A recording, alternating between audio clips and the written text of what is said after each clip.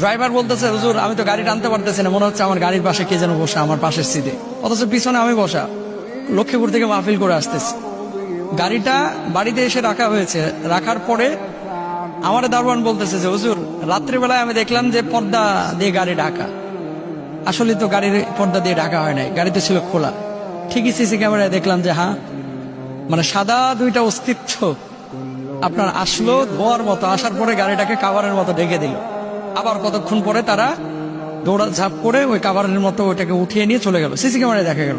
ভূত বলে ইসলামে কিছু নাই, কিন্তু জিন বলে আছে। জিন যদি কেউ অস্বীকার করে তার ইমান থাকবে না। গ্রাম অঞ্চলে কি ভূত থাকে না, জিন থাকে না? ভূত থাকে না, জিন থাকে। যেখানে চর্বির গন্ধ যত বেশি থাকবে সেখানে জিনের উৎপাত তত বেশি বেড়ে যাবে।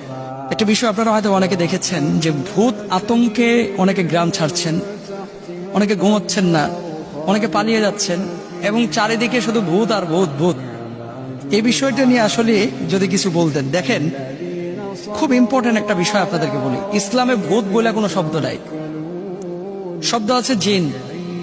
অল জান্না খলাকনাহু মিন ক্বাবলু মিন নারিস সামুম। জিনকে আল্লাহ সুবহানাহু ওয়া তাআলা তৈরি করেছেন কি থেকে জানেন?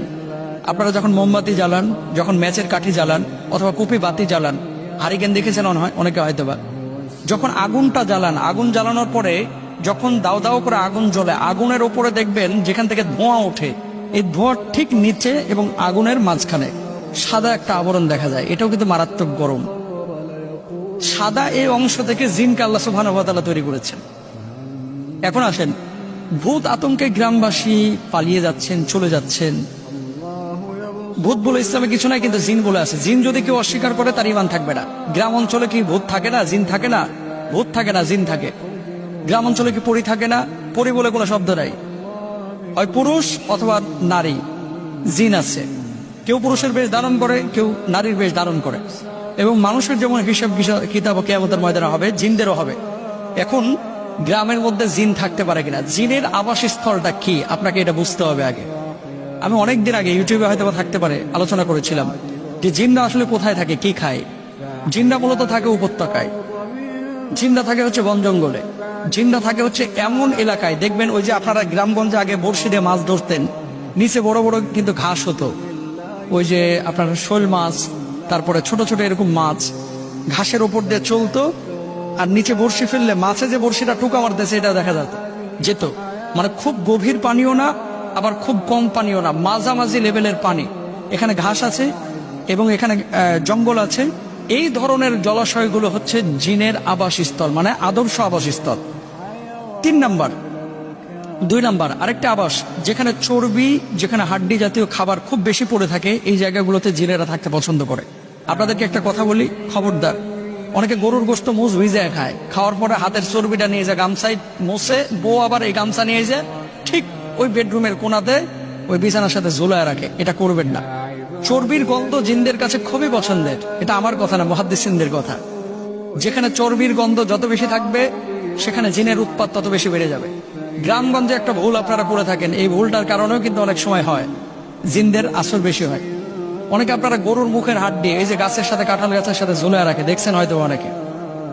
আল্লাহ রাসূল সাল্লাল্লাহু আলাইহি ওয়াসাল্লাম বলতেছে জিনদের খাবার হচ্ছে হাড্ডি। কি পায়ের নলা ফেলায় দেন না চুষে? আপনারা গরুর গোশতের সিনার হাড্ডিটা ফেলায় দেন যেখানে সেখানে, এগুলো ফেলবেন না। বাড়ির কোনায় চিপা চাপায় আপনারা ফেলায় রাখেন, করবেন না। এগুলো জিনের খাবার। যত হাড্ডি যে এলাকায় যত বেশি, ওখানে জিনের উৎপাত তত বেশি। সুতরাং যে এলাকার মানুষ আপনারা জিনের ভয়ে পালাচ্ছেন, আমি অস্বীকার করতেছি না। জিনের পেদানি যারা খায় নাই তারা বুঝবে না, বলবে যে এটা আবার কি হুজুর, কি কয় না কয়। শুনেন, বাথরুমে বসে আছেন, বালতি অটোমেটিক হাঁটাহাঁটি করতেছে, কেমনটা লাগবে আপনার ভেতরে? ঘুমিয়ে আছেন, গায়ের চাদর একা একা সরে যাচ্ছে, কেমন লাগবে? ফ্যান ভরতেছে, একাই ফ্যান বন্ধ হয়ে যায়, আবার একাই চালু হয়ে যায়। লাইট একা একা বন্ধ হচ্ছে, একা একা খুলে যাচ্ছে। এরকম হয়। সিসি ক্যামেরায় তো এখন প্রচুর দেখা যায়। 2 বছর আগে আমার গাড়িতে এমন হয়েছে।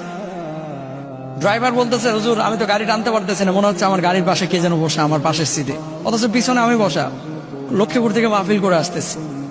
গাড়িটা বাড়িতে এসে রাখা হয়েছে, রাখার পরে আমার দারোয়ান বলতেছে যে হুজুর রাত্রিবেলায় আমি দেখলাম যে পর্দা দিয়ে গাড়ি ঢাকা।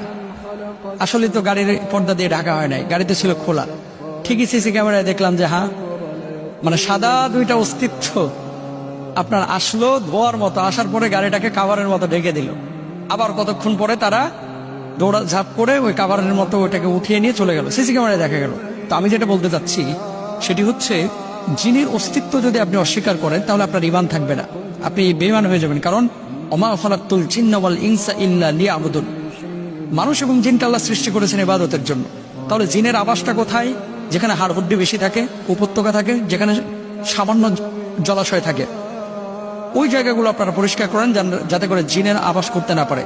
3 নম্বর আরেকটি জায়গা আছে, সেটি হচ্ছে অপবিত্র জায়গা, যেখানে যত বেশি নাপাকি সেখানে তত বেশি জিনের উৎপাত। এটা আপনাকে মাথায় রাখতে হবে। বাড়ির আশপাশে অনেকে দোমায়া পেশাব করেন আপনারা গ্রামগঞ্জে, এটা খেয়ালও করে না। পেশাব করছে বাচ্চা কাচ্চা, পেশাবের কাপড় নিয়ে যাও ওই কোনায় ঠুসা রাখে, এগুলো জিনদের আবাস, এগুলো পছন্দ করে, এগুলো করবেন না। বাঁচার জন্য উপায় কি? তাহলে পবিত্র জীবন ধারণ করতে হবে, হাড্ডি এগুলো ফেলে রাখা যাবে না, জলাশয়গুলো কেটে ফেলতে হবে, সারাক্ষণ পবিত্র অবস্থায় থাকতে হবে, আয়াতুল কুরসি 5 ওয়াক্ত আমাদের পরে বুকে ফুৎকার দিতে হবে। এবং যে সমস্ত এই অঞ্চলগুলোতে, এই এলাকাগুলোতে আপনারা ভয় পান, সে সমস্ত এলাকাগুলোতে পারলে চেষ্টা করবেন মোবাইলে লাউড দিয়ে সূরা বাকারা ছেড়ে রাখতে। যেখানে জিনের উৎপাত বেশি ওখানে লাউড দিয়ে সূরা বাকারাটা ছেড়ে রাখেন। আপনি তো পড়তে পারবেন না, প্রতিদিন 2.5 পারা তেলাওয়াত করা সম্ভব না, যদি পারেন নিজে পড়েন, না সূরা বাকারা জোরে করে ছাড়া রাখেন। ইনশাআল্লাহ তাআলা এই ধরনের জিন, ভূত, পরী, পেতনি কিচ্ছু থাকবে না। আর যারা এই যে আমাদের কাছে অনেকে প্রশ্ন করে, হুজুর পরী বিয়ে করার কোনো আমল আছে কিনা,